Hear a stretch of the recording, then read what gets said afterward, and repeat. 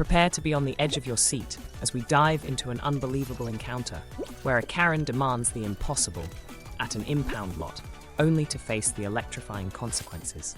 Stay tuned as we unfold the chaos that erupted when patience was tested and a taser had to sing its tune.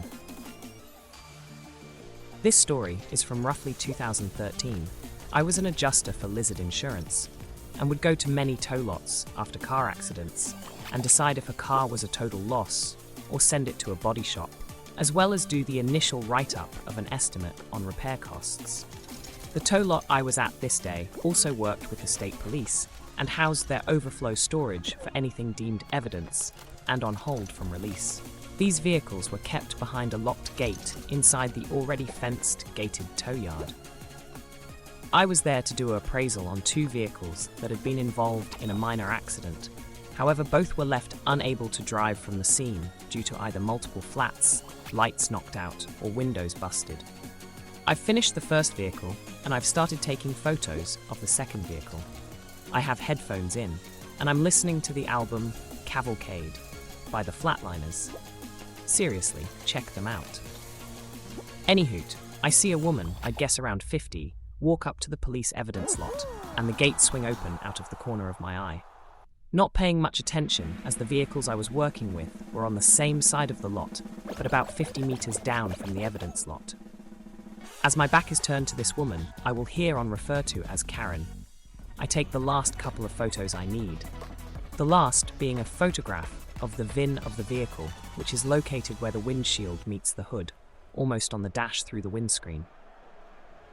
Hope this makes sense.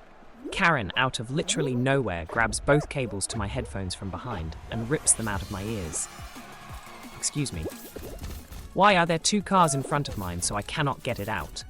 This lot would stack cars in 4 or 5 deep side by side and move them around with a small truck to release them. Me. Please don't touch me, and I don't think you should be in there. And I don't ooh. You shouldn't be listening to music on the job anyway, or slacking off taking pictures of other people's belongings. You're probably back here stealing. I attempt to point at the Lizard Insurance logo on my blue jacket, but Karen continues on. Karen, are you going to do your job, or do I need to call the police because you're refusing to give me my property? Have you went into the office at ABC Towing?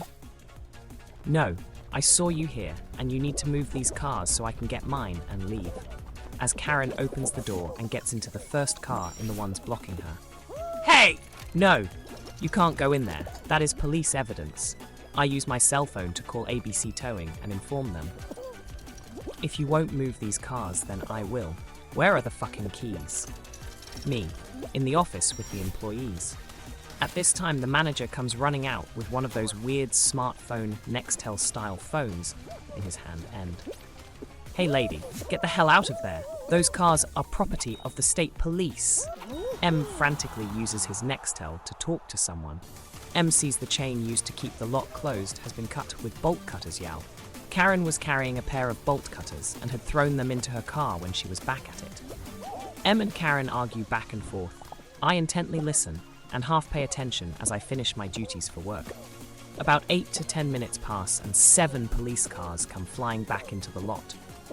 M greets the police and explains what is going on, but not after Karen attempts to scream at the police that I had stolen her car. P. Police. Tell Karen to stand over in a direction he points, sending one officer to wait with her. Turns out the lieutenant was on scene who was in charge of the county's police tow licenses. After getting M's story, LT comes to me and takes mine, while I'm informing him of what happens. Karen overhears and starts yelling and attempting to approach me. The officer standing with her grabbed her by her arm. Karen yanked that arm out of the female officer's hand and shoved her, surprisingly knocking the officer down. Karen is screaming incoherently as she charges toward me. The LT steps in front of me and with his taser hits Karen with the most beautiful sound in the world. Karen goes limp and faceplants in the dirt, light gravel of the lot and skids slightly. They immediately handcuff her. Turns out Karen had walked onto the lot carrying the bolt cutters while I was in the office talking with staff about the 2 cars I needed to adjust. She had been roaming the lot until she saw me and I happened to be near her car. Karen was charged with burglary, 2 counts of tampering with evidence, assault on a police officer, assault on me, trespassing, and resisting arrest. I know Karen did jail time, but I'm not sure how much. Years later, the tow company I now own impounded her car for being double parked. She remembered who I was and quietly paid. Edit. YouTuber Darkfluff has featured this story, slatwithw.com/watch, Vicorway 3car1i. And that wraps up the wild tale of the bolt cutter wielding Karen at the tow lot.